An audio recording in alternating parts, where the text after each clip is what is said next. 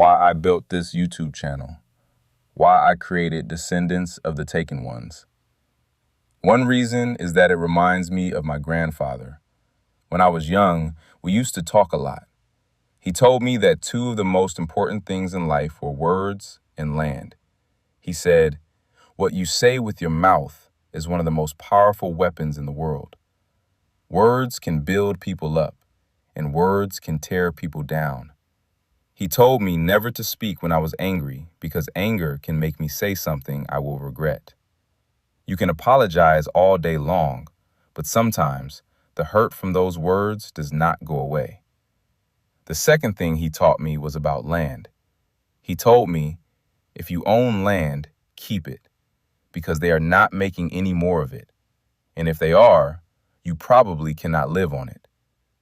I did not fully understand it when I was young, but the older I get, the more I understand what he was trying to teach me. Land means legacy. Land means stability. Land means something you can leave behind. Another reason I built this channel is to help young boys and girls learn something about themselves.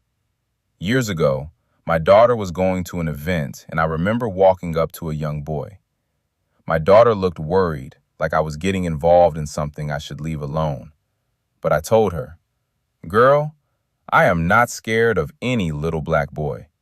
I used to be a little black boy, so little black boys do not scare me." This young man was wearing a t-shirt that said, "All black women were the B word and the H word." I asked him, "Your mama is black, right? Your grandmother is black, right? Your sisters are black, right?"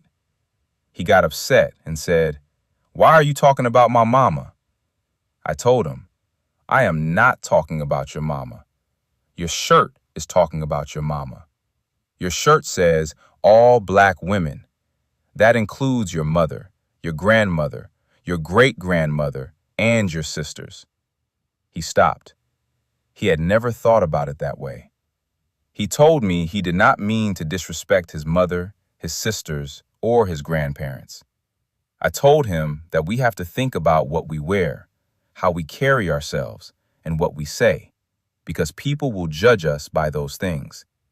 He told me he was going home to take that shirt off and that he would never wear it again. My daughter looked at me like I was crazy, like I was always sticking my nose into something. I told her, "That is just me. That is the way I am. I am not going to change." But the main reason I created this channel is that when I was growing up, I heard stories from my grandfather, my grandmother, and my mother. My father worked too much to tell many stories, but his work ethic told a story that words could never fully convey. There are two things I remember from my father. The first was that family always comes first. He told me, "Take care of your family if you ever have one. Put them above everything. Work any job you have to work, if that is what it takes to take care of them."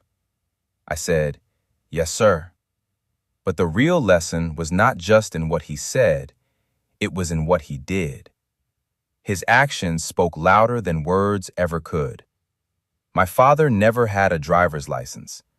He knew how to drive, but he walked to work every day, 5 miles or more. Most of the time, he worked 7 days a week because he had 9 children to take care of. He worked at a lumber mill and knew how to fix every machine in the yard. When something broke, they called him. I used to complain because I did not think they paid him enough for what he knew and what he did. But he would say it was okay. He was doing what he had to do for his family. That is why I created this channel. Most children today do not get to hear stories the way I did. They do not always get to sit with grandparents, parents, elders, and family members who pass down wisdom through real-life experiences. The older I get, the more I understand why storytellers were so important to our families in the past. Storytellers did more than entertain. They taught identity. They taught history. They taught pride. They taught survival. They taught us how to think before we speak, how to respect ourselves and our people, and how to leave something behind. This channel is my way of keeping that tradition alive.